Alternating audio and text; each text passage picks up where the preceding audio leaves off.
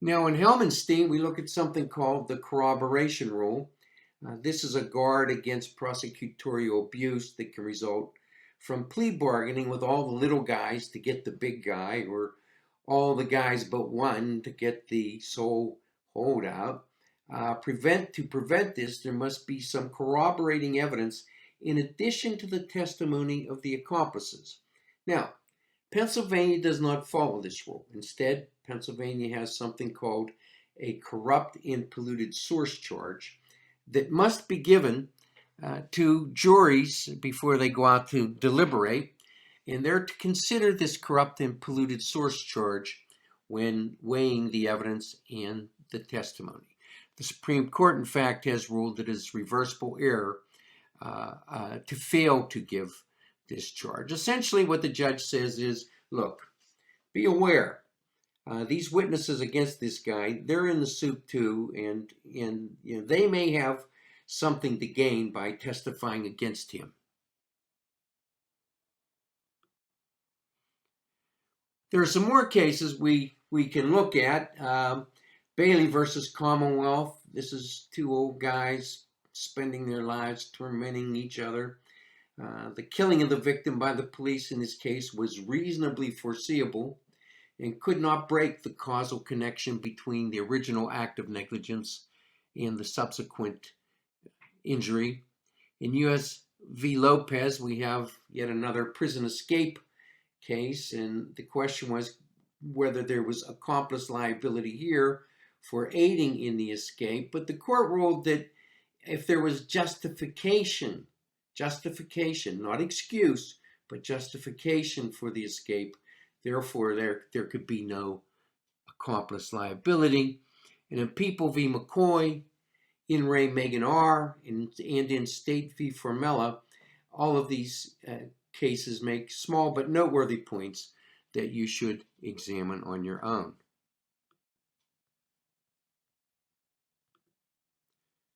And that brings us to Commonwealth v. Cochavara, involving a dissent by Justice Michael A. Mismano of the Supreme Court of Pennsylvania. Now let's talk about Justice Mismano for a moment. He's a favorite of ours. He's a local guy. He was from Stowe Township, just outside Pittsburgh, right next to McKees Rocks. He was the uncle to my dear friend, Judge William Sircone, who was the president judge of Superior Court, and who wrote a concurring opinion, concurring in the result and dissenting in the reasoning in another prisoner's escape case, which had to do with what constitutes renunciation.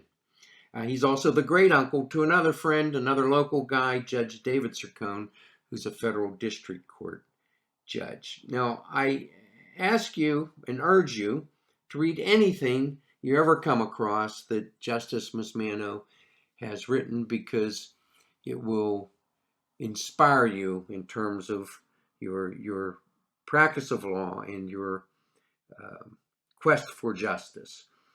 He writes the best and the most entertaining opinions, and once you read one, if you stumble across another, you'll know in the first paragraph this has to be a Justice Mismano opinion, and if you check, you will find that that's true.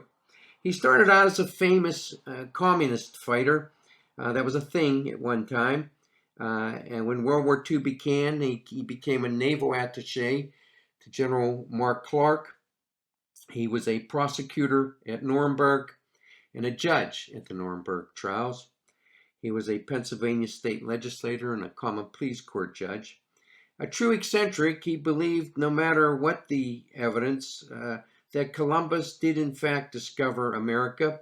And as fortune would have it, he died on Columbus Day in 1968 in his downtown apartment. He is buried at Arlington National Cemetery. He has a hero's grave. He's buried next to Robert F. Kennedy and just across from John Fitzgerald Kennedy. Now, this case involves the vicarious liability, criminal liability, of a bar owner whose bartender served an underage customer. Strict criminal liability is the best way to understand this, even though the majority goes through some calisthenics trying to distinguish it. The majority hangs its hat on the regulatory control and licensing that applies to liquor establishments, and it permits the legislature to define criminal liability of this nature in these circumstances.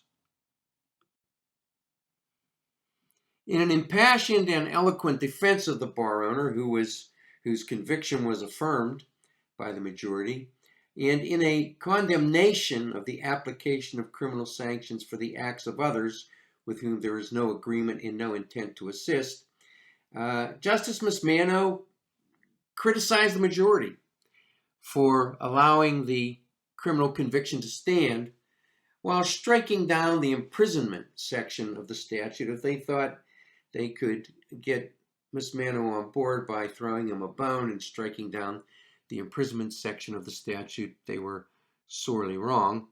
At the end of his dissent, he writes this, and I offer it to you as inspirational words that you can hold on, you can embrace as you continue to struggle, especially through this semester, sometimes wondering if it's worth it.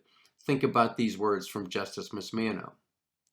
The laceration of a man's reputation, the blemishing of his good name, the wrecking of his prestige by a criminal court conviction may blast a person's chances for honorable success in life to such an extent that a jail sentence can hardly add much to the ruin already wrought to him by the conviction alone.